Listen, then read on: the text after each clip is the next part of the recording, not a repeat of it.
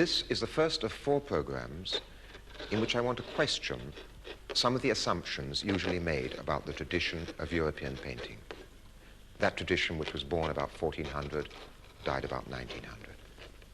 Tonight, it isn't so much the paintings themselves which I want to consider as the way we now see them, now in the second half of the 20th century, because we see these paintings as nobody saw them before. If we discover why this is so, we shall also discover something about ourselves and the situation in which we are living.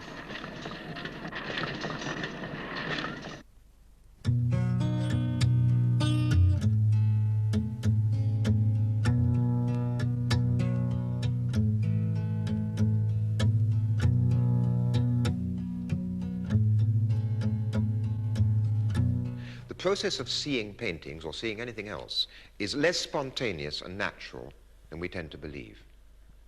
A large part of seeing depends upon habit and convention. All the paintings of the tradition used the convention of perspective, which is unique to European art. Now, perspective centers everything on the eye of the beholder. It is like a beam from a lighthouse, only instead of light traveling outwards, appearances travel in. And our tradition of art called those appearances reality. Perspective makes the eye the center of the visible world. But the human eye can only be in one place at a time. It takes its visible world with it as it walks. With the invention of the camera, everything changed. We could see things which were not there in front of us. Appearances could travel across the world. It was no longer so easy to think of appearances always traveling regularly to a single center. I am an eye, a mechanical eye. I, the machine, show you a world the way only I can see it. I free myself for today and forever from human immobility. I'm in constant movement.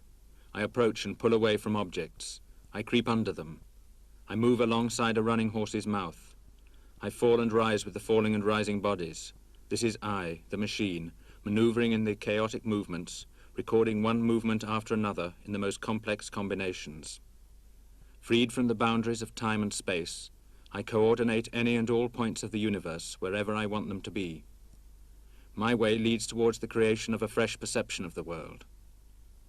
Thus I explain, in a new way, the world unknown to you. Those words are from a manifesto written in 1923 by Dziga Vertov, the Russian film director. And the images are from a film he made in 1928 called The Man with a Movie Camera. The invention of the camera has changed not only what we see, but how we see it. And in a crucial but quite simple way, it has even changed paintings painted long before it was invented. The painting on the wall, like a human eye, can only be in one place at one time. The camera reproduces it, making it available in any size, anywhere, for any purpose. Botticelli's Venus and Mars used to be a unique image, which it was only possible to see in the room where it was actually hanging. Now its image, or a detail of it, or the image of any other painting which is reproduced, can be seen in 1 million different places at the same time. As you look at them now, on your screen, your wallpaper is round them. Your window is opposite them. Your carpet is below them. At this same moment, they are on many other screens, surrounded by different objects, different colors, different sounds. You are seeing them in the context of your own life. They are surrounded not by gilt frames, but by the familiarity of the room you are in and the people around you. Once, all these paintings belonged to their own place. Some were altarpieces in churches. Originally, paintings were an integral part of the building for which they were designed. Sometimes, when you go into a Renaissance church or chapel, you have the feeling that the images on the wall are records of the building's interior life. Together, they make up the building's memory. So much are they part of the life and individuality of the building. Everything around the image is part of its meaning. Its uniqueness is part of the uniqueness of the single place where it is. Everything around it confirms and consolidates its meaning.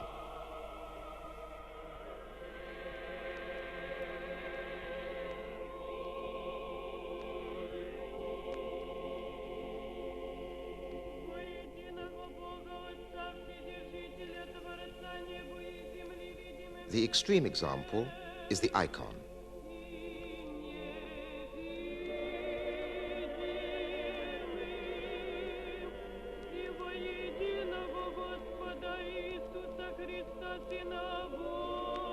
Worshippers converge upon it.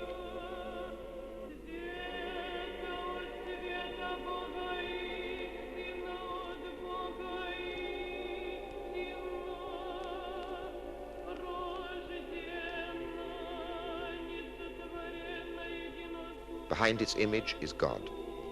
Before it, believers close their eyes. They do not need to go on looking at it. They know that it marks the place of meaning.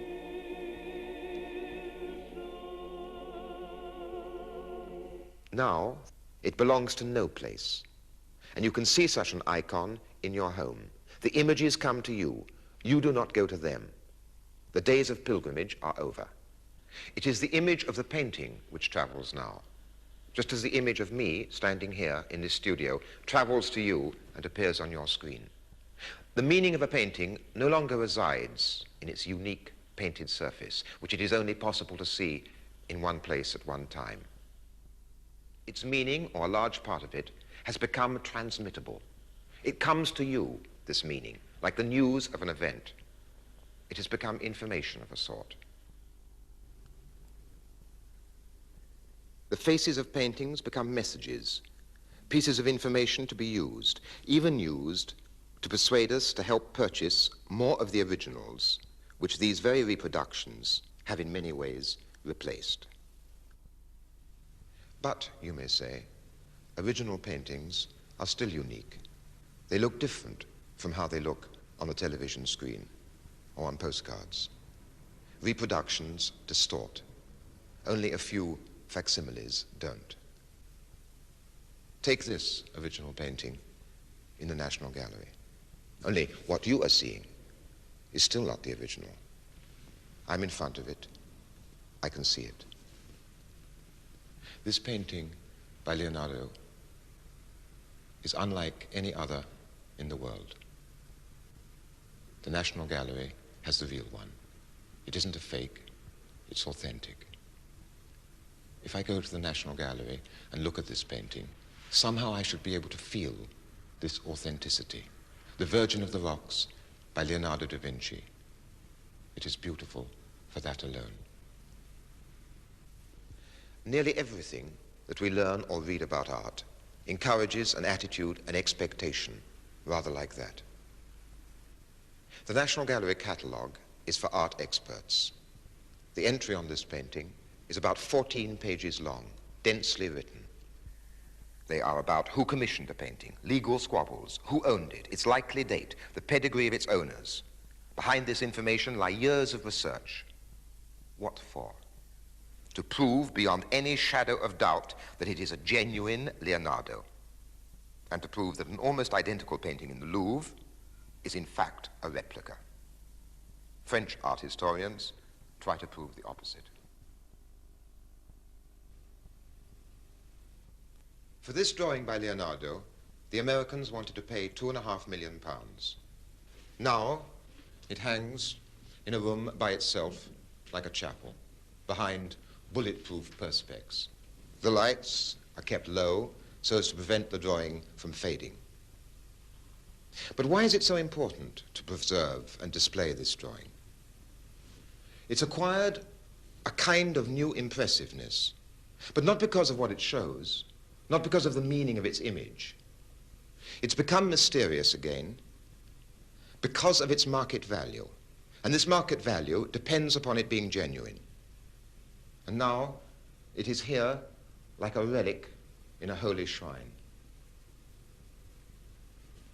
I don't want to suggest that there is nothing left to experience before original works of art, except a certain sense of awe because they have survived, because they're genuine, because they are absurdly valuable. A lot more is possible, but only if art is stripped of the false mystery and the false religiosity which surrounds it. This religiosity, usually linked with cash value, but always invoked in the name of culture and civilization, is in fact a substitute for what paintings lost when the camera made them reproducible.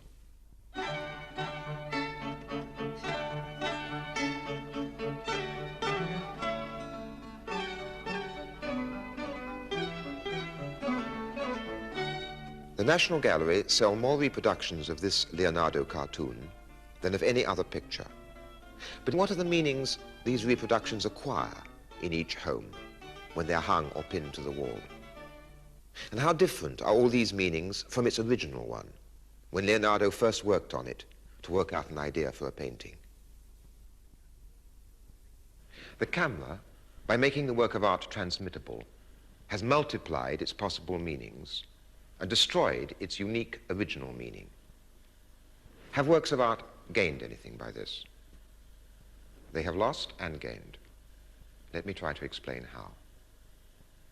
The most important thing about paintings themselves is that their images are silent, still. I can't demonstrate the stillness, for the lines on your screen are never still, and in a sense the pages of a book are never still. But I can demonstrate the silence.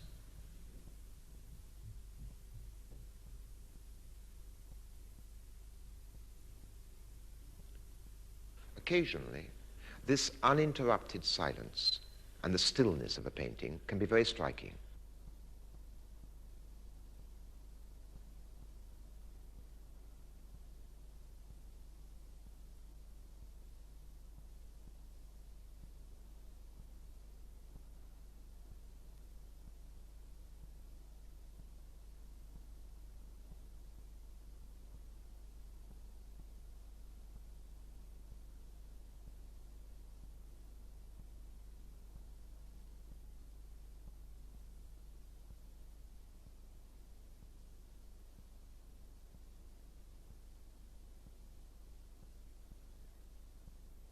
The experience of this has almost nothing to do with what anybody teaches about art.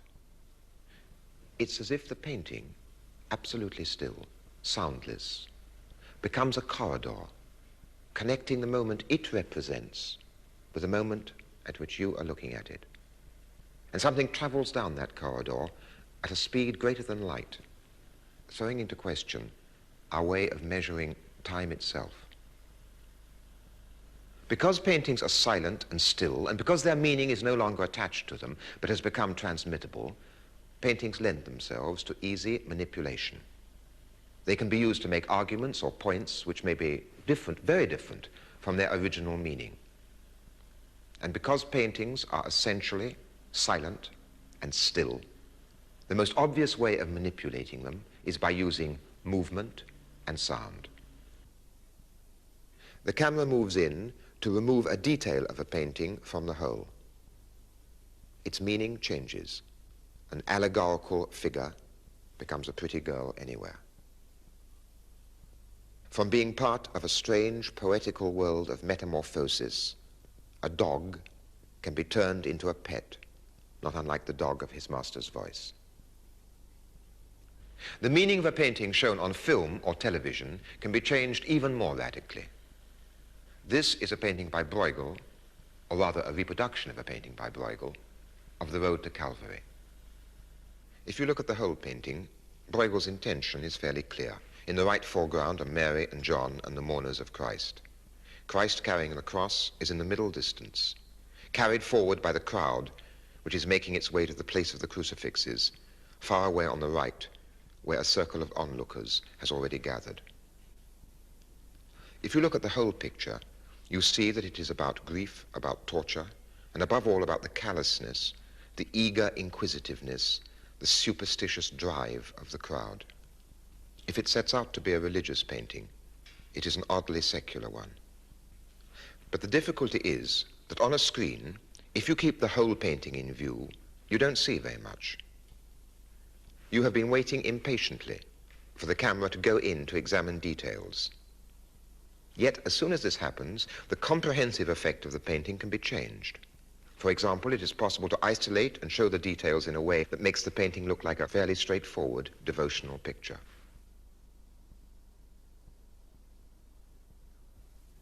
With a different camera movement again, it can be shown as an example of landscape painting. Or details can present it to you in terms of the history of costume or social customs. Most easily, it can be presented as a story. The two thieves being carted to the place of crucifixion, Christ carrying the cross. In a film sequence, the details have to be selected and rearranged into a narrative which depends on unfolding time. Yet, in the painting as a whole, all these elements are there simultaneously. In paintings, there is no unfolding time. As well as by the movements of the camera, paintings are modified and changed by the sounds you hear when looking at them. Here is a landscape, a cornfield with birds flying out of it. Look at it for a moment in silence. Now, supposing I say whilst you look at it, this is the last picture Van Gogh painted before he killed himself.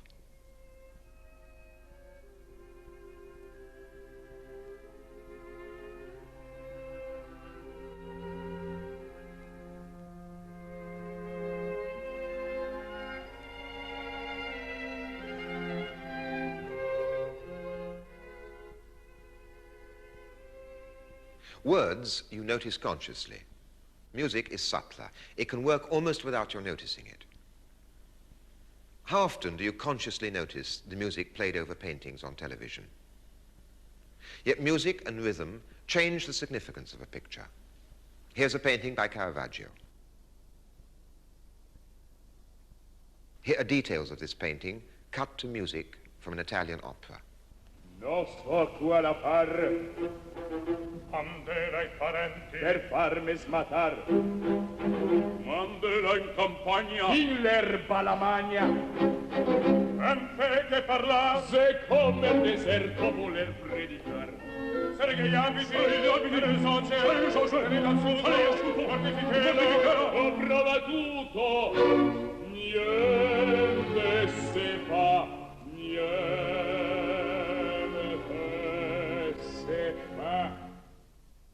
Now cut to a religious chorale.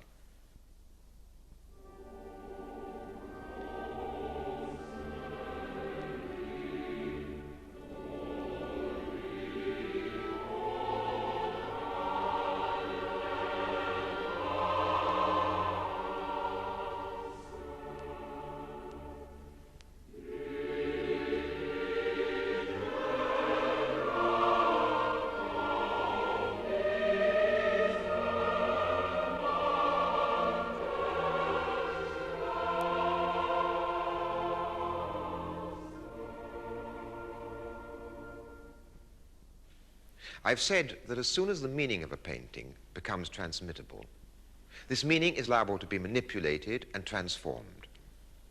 It's no longer a constant. It's changed by the camera which moves, by words put around it, by music played over it. Now lastly, paintings can be changed in another way. When paintings are reproduced, they become a form of information, which is being continually transmitted, and so there they have to hold their own against all the other information, which is jostling around them to appear on the same page or the same screen.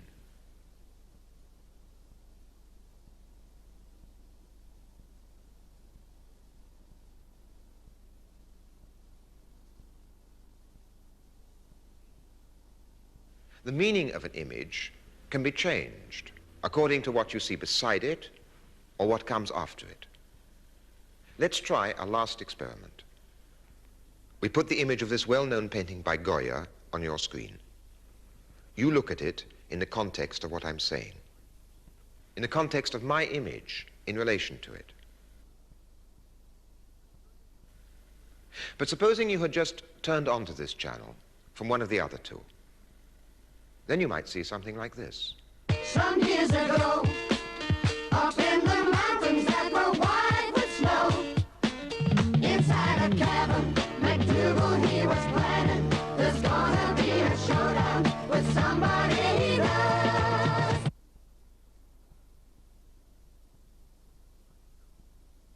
And supposing now you turn off from the R channel onto one of the others.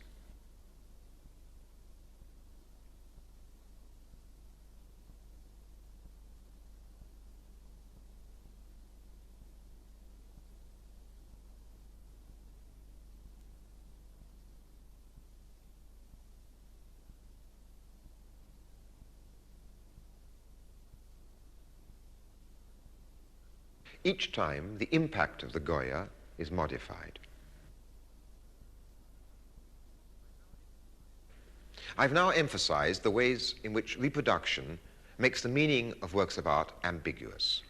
This is not as negative as it necessarily sounds if we realize what is happening. What it means, in theory, is that reproduction of works of art can be used by anybody for their own purposes. Images can be used like words. We can talk with them.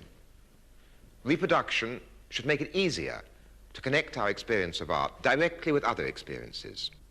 You can sometimes see how naturally this begins to happen when, for instance, children or adults pin up reproductions alongside snapshots or their own drawings or pages from magazines.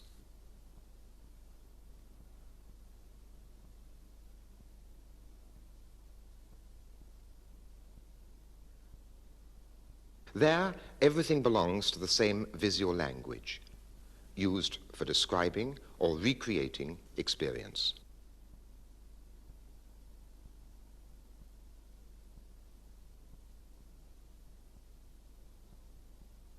What so often inhibits such a spontaneous process is the false mystification which surrounds art. For instance, the art book depends upon reproductions. Yet often, what the reproductions make accessible, a text begins to make inaccessible. What might become part of our language is jealously guarded and kept within the narrow preserves of the art expert. These last two great paintings by Frans Hals portray the governors and the governesses of an almshouse for old paupers in the Dutch 17th century city of Haarlem. Hals, an old man of over 80, was destitute. Most of his life he had been in debt. During the winter of 1664, the year he began painting these pictures, he obtained 3 loads of peat on public charity. Otherwise, he would have frozen to death. Here, he paints the official portraits of the administrators of such public charity.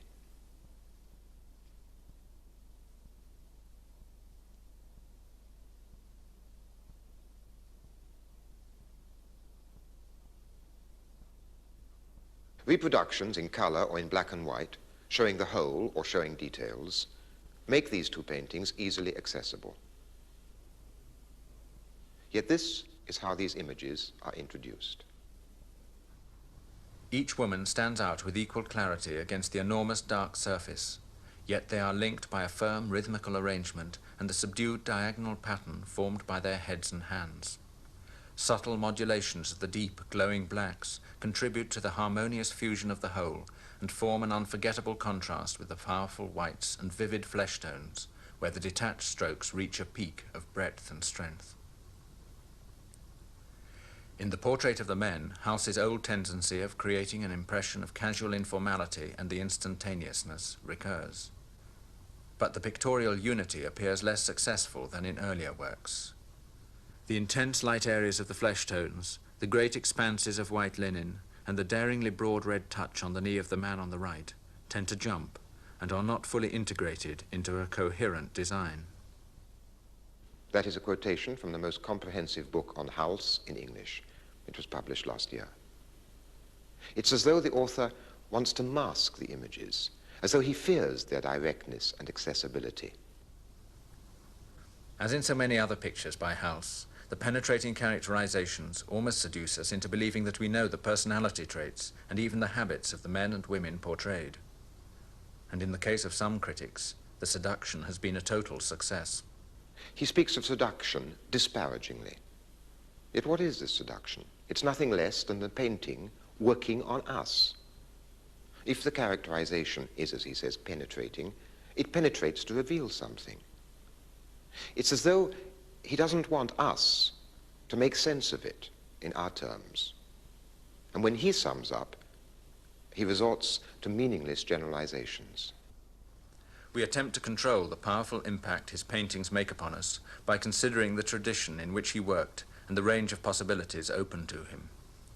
The effort only increases our admiration for Halsey's unwavering commitment to his personal vision, which enriches our consciousness of our fellow men and heightens our awe for the ever-increasing power of the mighty impulses that enabled him to give us a close view of life's vital forces. This is mystification. Children, until they are educated out of it and are forced to accept the mystifications, look at images and interpret them very directly. They connect any image, whether from a comic or from the National Gallery, directly with their own experience. I showed a reproduction of the Caravaggio to a group of school children. I think it could have been they stole the food. And one of them saying, I'm not going to eat it, it's stolen food. And he's going, why not? Something like that. You think he wants to get up? Yeah. He looks as if he's a bit Just about to pass the table. He's a bit all romantic and she wants to go away and do something. I think it might be Jesus. What makes you think it might be Jesus? Well, he's in the center of the table and he looks like he might be a leader of some kind. Looks like a sheet to me. And, and they've got the food on the table there. Yes, but they haven't got bread or wine. And some Yes. What do the rest of you think about him saying that it might be Jesus? I don't think it's Jesus. He's got his own opinion. Could be.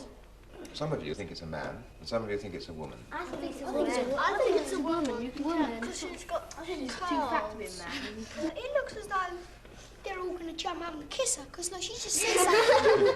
And he's got his arm out to cuddle her, and he's jumping up to run round. I think it's a man. I think it's a woman. I think it's a woman. There's no bristles even. Yes, but he hasn't got any bristles. He got a moustache. Yes, but he hasn't got any bristles. No, not quite all, but most of the boys thought that he was a man, and most of the girls, you thought she was a woman. I'm not sure. And you said she was perhaps both. Because they were really looking and really relating what they saw to their own experience, they recognized something that most adults wouldn't. Without knowing the artist's name, let alone anything about Caravaggio's life or the fact that he was a homosexual, they immediately saw how sexually ambivalent the principal figure was. I can't pretend to the clairvoyance of children, but in the next 3 programs, I'm going to try to relate the experience of art directly to other experiences, and to use the means of reproduction as though they offered a language, as though pictures were like words rather than holy relics.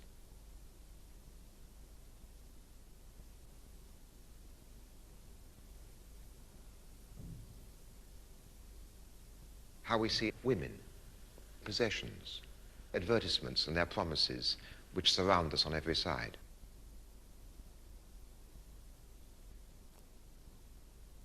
But remember that I am controlling and using for my own purposes the means of reproduction needed for these programs. The images may be like words, but there is no dialogue yet. You cannot reply to me. For that to become possible in the modern media of communication, access to television must be extended beyond its present narrow limits. Meanwhile, with this program, as with all programs, you receive images and meanings which are arranged. I hope you will consider what I arrange, but be skeptical of it.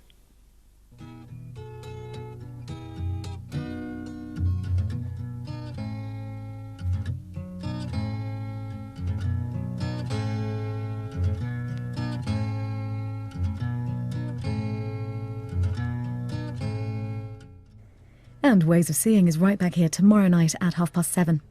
Next tonight, we have a whole stack of monitors for you, beginning with a chat with one of the most iconic film directors and actors of all time.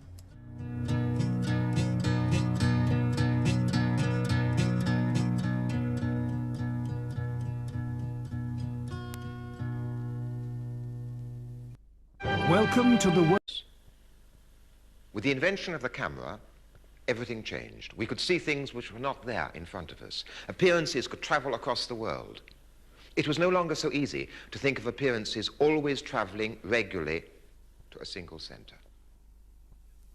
I am an eye, a mechanical eye. I, the machine, show you a world the way only I can see it. I free myself for today and forever from human immobility. I'm in constant movement. I approach and pull away from objects. I creep under them. I move alongside a running horse's mouth. I fall and convention. All the paintings of the tradition used the convention of perspective, which is unique to European art. Now, perspective centers everything on the eye of the beholder. It is like a beam from a lighthouse, only instead of light traveling outwards, appearances travel in. And our tradition of art called those appearances reality. Perspective makes the eye the center of the visible world. But the human eye can only be in one place at a time. It takes its visible world with it as it walks. Rise with the falling and rising bodies. This is I, the machine, maneuvering in the chaotic movements, recording one movement after another in the most complex combinations. Freed from the boundaries of time and space, I coordinate any and all points of the universe wherever I want them to be. My way leads towards the creation of a fresh perception of the world. Thus I explain, in a new way, the world unknown to you. Those words are from a manifesto written in 1923 by Dziga Vertov, the Russian film director. And if we discover why this is so, we shall also discover something about ourselves and the situation in which we are living.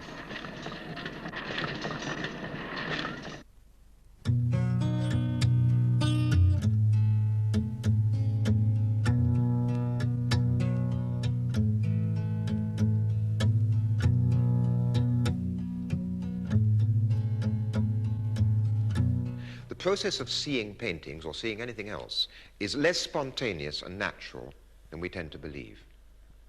A large part of seeing depends upon habit.